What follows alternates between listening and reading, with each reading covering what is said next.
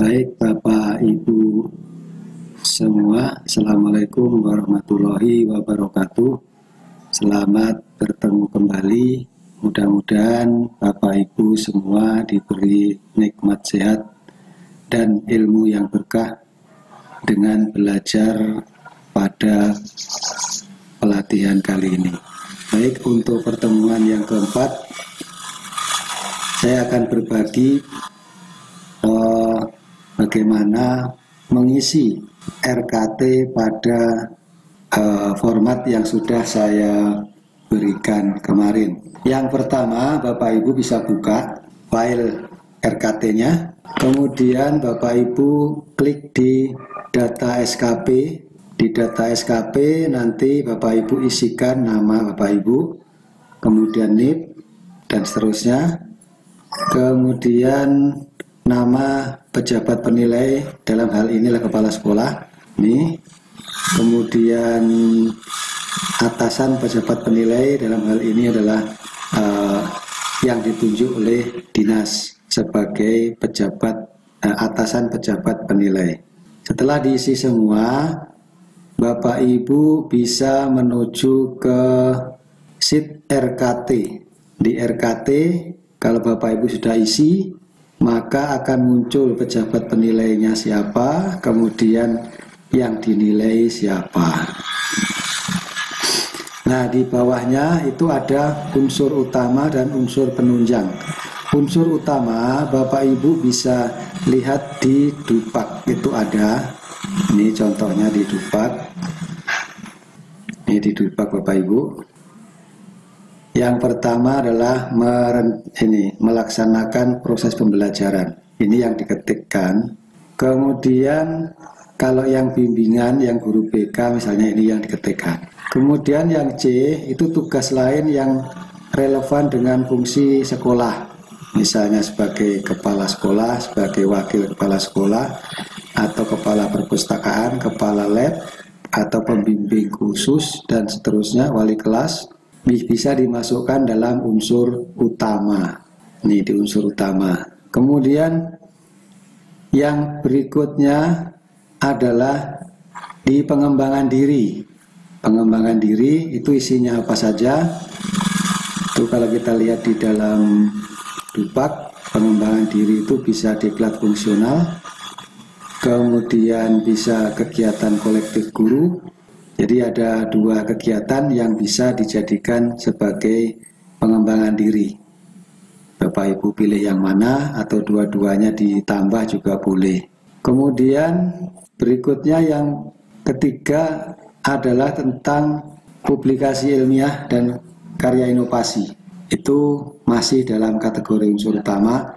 Bapak Ibu bisa lihat di Dupak, itu ada publikasi ilmiah itu apa saja. Nah, ini Bapak Ibu bisa dipilih nanti.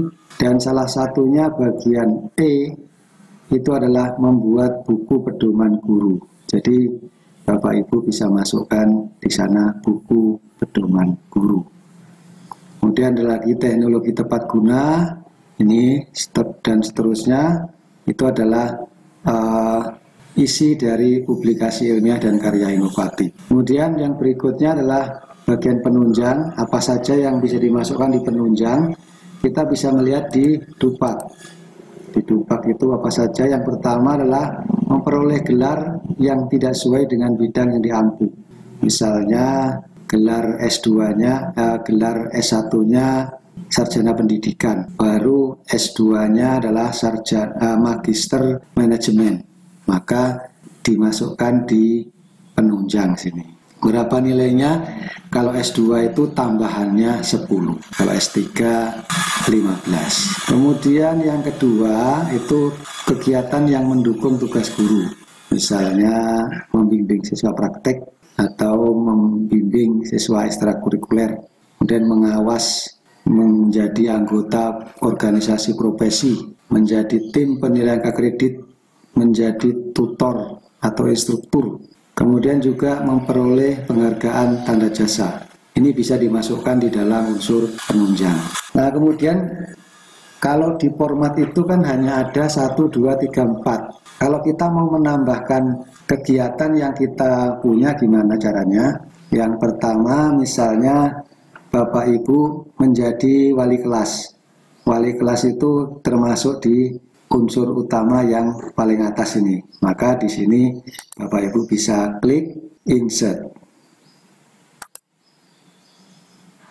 Nah, tapi jangan lupa Bapak Ibu, ini Bapak Ibu copy yang atas, copy, kemudian dipaste. Baru Bapak Ibu edit. Misalnya di sini menjadi wali kelas. Berapa kreditnya? Kalau setahun itu 5%. Jadi kita hitung saja sama dengan 5/100 dikali angkanya, maka ketemu 1,488. Kemudian kuantitasnya ada berapa? Biasanya ini 1, kemudian di sini adalah SK wali kelas. Kualitasnya 100, waktunya 12 bulan. Kemudian kalau mau menambahkan lagi, tambahkan lagi dengan cara insert tadi. Kemudian yang kedua, di pengembangan diri, Bapak Ibu bisa tambahkan juga, misalkan selain diklat fungsional mau ikut pengembangan dirinya adalah anggota MGMP, kegiatan MGMP, maka Bapak Ibu bisa klik insert di sini.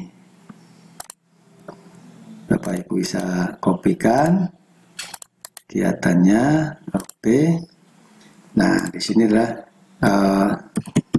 mengikuti kegiatan MGMP.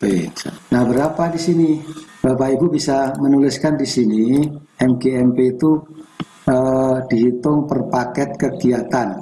Biasanya setahun paling banyak itu 4 paket.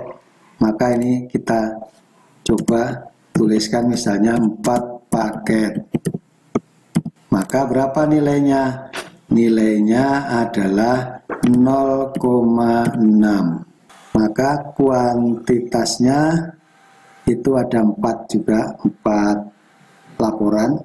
Nah, di sini setiap kegiatan, setiap paket kegiatan itu dibuatkan surat tugas, laporan, dan sertifikatnya. Ini kualitas 100%, juga waktunya 12 bulan.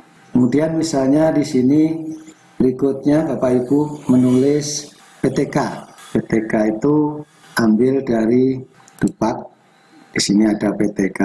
Nah, ini Bapak Ibu bisa masukkan ini, membuat karya tulis berupa laporan hasil penelitian. Kita copy coba ini. Kita masukkan di sini. Nah, nilainya 4. Di sini adalah kuantitasnya apa? 1 laporan penelitian.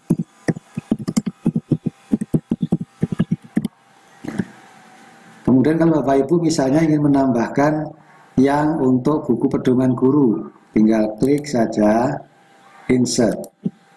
Kemudian dikopikan ini, baru ketikkan membuat buku pedoman guru. Berapa kreditnya? 1,500. Ini 1, maka di sini adalah buku. Kalau buku pedoman guru, karena dibuat sekali, dibuatlah sini untuk 12 bulan.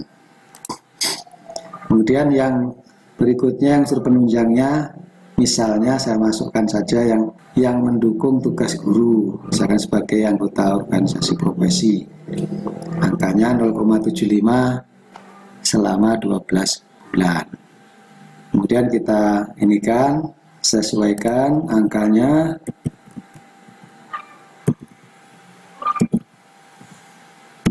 Nah, ada 7 kegiatan, nanti Bapak Ibu punya angka kredit sekian ini. Kemudian di sini diberikan tanggal 2 Januari 2021. Oke, kalau sudah, Bapak Ibu kalau sudah di sini diisi, langsung menuju ke pengukuran. Di pengukuran itu harus sama barisnya dengan RKT. dengan RKT ini. Di RKT ada 7, maka di pengukuran juga harus ada 7. Ini baru 4. Nah, gimana caranya? Sama seperti tadi, yang di sini kita klik, terus kita insert, terus atasnya di copy, masukkan di bawahnya, dan kita copy. Nah, otomatis dia akan mengikuti yang di depan tadi, karena memang ini di-set untuk otomatis. Kemudian yang diklat fungsional. Diklat fungsional tadi di bawahnya ada satu lagi tentang MGMP. Kita klik insert, baru kita kopikan ini. Klik copy, dan di sini paste. Nah, otomatis dia akan ikut. Kemudian tadi yang ketiga ini kita kita klik insert, kemudian kita kopikan, kita paste, otomatis ini akan muncul. Maka di sini sama nilainya dengan RKT, itu sama 41,488, di pengukuran juga 41,488. Sampai di sini tugas Bapak Ibu selesai untuk RKT. Nah, untuk yang realisasi, nanti yang menentukan adalah kepala sekolah sebagai penanggung jawab ini, pejabat penilai. Dan di sini diberikan tanggal tahunnya 2021. Nah, jangan lupa Pak Ibu, ini dari mana diambil ini. Nah, ini 2021. Oke, sampai di sini dulu. Yang lain-lain nanti akan menyesuaikan dengan kondisi Bapak Ibu. Yang terpenting Bapak Ibu mengisi RKT dan pengukuran itu harus seimbang, sehingga nanti kepala sekolah tinggal menulis di sini. Nih, dengan menulis di sini maka akanlah terbitlah yang namanya nilai SKP-nya. Nilai SKP-nya akan muncul. Kalau baik, artinya kalau baik boleh mengajukan naik pangkat. Kalau ini cukup, tidak boleh. Jadi SKP ini penentu boleh tidaknya Bapak Ibu naik pangkat. Atau yang sekarang tren itu berkala. Berkala juga begitu. Kalau SKP-nya itu ada cukup, maka berkalanya ditangguhkan. Ini yang perlu Bapak Ibu perhatikan. Baik, sampai di sini dulu penjelasan saya. Saya akhiri. Assalamualaikum warahmatullahi wabarakatuh.